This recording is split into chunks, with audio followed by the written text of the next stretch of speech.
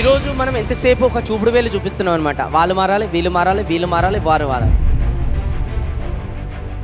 ఈ చూపుడు వేలు ఇక్కడ తీసుకొస్తే నేను మారితే నా దేశమే మారిపోతుంది, నా వైఫే మారిపోతుంది, నా పిల్లలే మారిపోతారు, నా టీం మెంబర్సే మారిపోతారు, నేను చూసే వాళ్ళందరూ కూడా మారిపోతారు. మార్పు ఎప్పుడే కానీ ఎదుటి వాళ్ళ లోపల లేదు. ఆ మార్పు అనేది మన లోపల ఉంది, మనతోనే స్టార్ట్ అవుతుంది. అది ఈరోజు మనము దారి మంచి లేదని చెప్పేసి కార్పెట్ వేసుకొని పోతున్నాం. మనం ఆ కార్పెట్ వేసుకొని పోయే బదులు చెప్పులు మంచిగా వేసుకుంటే ఎంత గలీజ్గా ఉన్నా కూడా దారి చెప్పులు అనేది సేఫ్గా ఉన్నాయి కాబట్టి అంత కూడా మంచిగా చెప్తుంది. ఆ చెప్పులు ఇస్ నథింగ్ బట్ ఎదుటి వాళ్ళ లోపల నెగిటివిటీ చూసే కన్నా మన మైండ్కి అనేది ఒక మంచితనం అనే ఒక సెన్స్ ఉండాలి. ఒక హస్బెండ్ వైఫ్ చాలా కష్టపడి రూపాయి కూడబెట్టుకొని వాళ్ళ పిల్లలను తీసుకొని కార్ షోరూమ్కి వెళ్ళారు. వాళ్ళ డ్రీమ్ కార్ అనేది కొన్నారు. కొన్న తర్వాత వాళ్ళ దగ్గర కొంచెం ప్రాసెస్ అనమాట. ఆ కార్ని వాళ్ళ ఏదైతే దేవుడిని పూజిస్తారో అక్కడికి వెళ్ళి గుడి దగ్గర పూజ చేయాలని. సో ఆ గుడి ఇంకా కొంత దూరంలో ఉంటే అప్పుడే అక్కడ సిగ్నల్ పడ్డదని చెప్పేసి ఆగారు. వర్షం అనేది చాలా పడ్డది, తుఫాను గాలి వచ్చేసింది. కొత్త కార్ పైన చెట్టు పడ్డది. మొత్తం అనేది కార్ డ్యామేజ్ అయిపోయింది. అందరు ఫీల్ అవుతున్నారు, కొత్త కారు ఏమైపోయిందో గిట్ల అయిపోయింది అని అందరు చుట్టుపక్కల వాళ్ళు ఫీల్ అవుతున్నారు.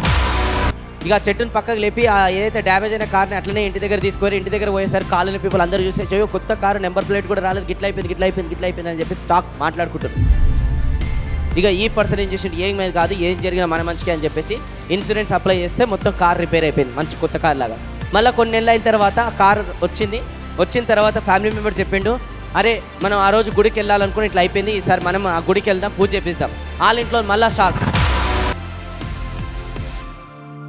ఆ రోజుకి అట్లా పోతేనే ఇట్లా అయిపోయింది, మళ్ళీ ఎందుకు మా డాడీ ఇట్లా అంటున్నాడు గుడికి పోతా అని. భార్య కూడా షాక్. ఆయన కూడా హస్బెండ్ ఆర్డర్ ఇచ్చిండు కాబట్టి, డాడీ ఆర్డర్ ఇచ్చిండు కాబట్టి కూసాలని కూర్చున్నారు. వాళ్ళు పోతప్పుడు మొత్తం లబో.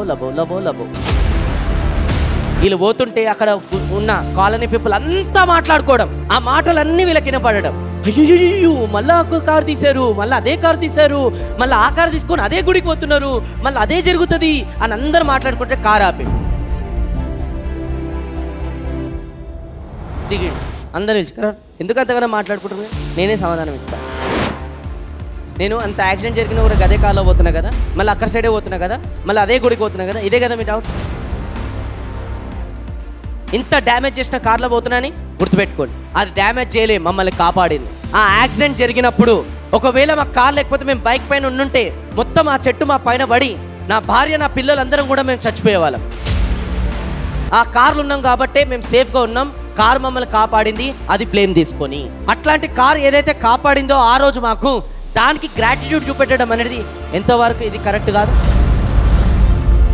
మనస్ఫూర్తిగా దానికి గ్రాటిట్యూడ్ చూపిస్తా, మనస్ఫూర్తిగా దాన్ని తీసుకెళ్ళి నేను పూజ చేపిస్తాను. ఎందుకంటే ఆ దేవుడు కూడా మమ్మల్ని కాపాడాడు కార్ ద్వారా.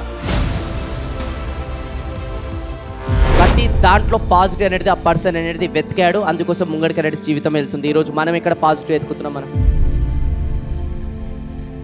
ఎంతమంది వ్యక్తుల లోపల పాజిటివ్ వెతుకుతున్నాం, మనం ఎన్ని సిచ్యువేషన్లో పాజిటివ్ వెతుకుతున్నాం. మనం ఎవరైనా కస్టమర్ అనేది ఒక ప్లాట్ కొంటలేడనంటే ఆ కస్టమర్ కొనకపోవడానికి రీజన్స్ చెప్తే ప్రతి కస్టమర్ని అదే రీజన్స్ని బేస్ చేసుకొని చూసుకోవడం ఎంతవరకు కరెక్ట్? ఇది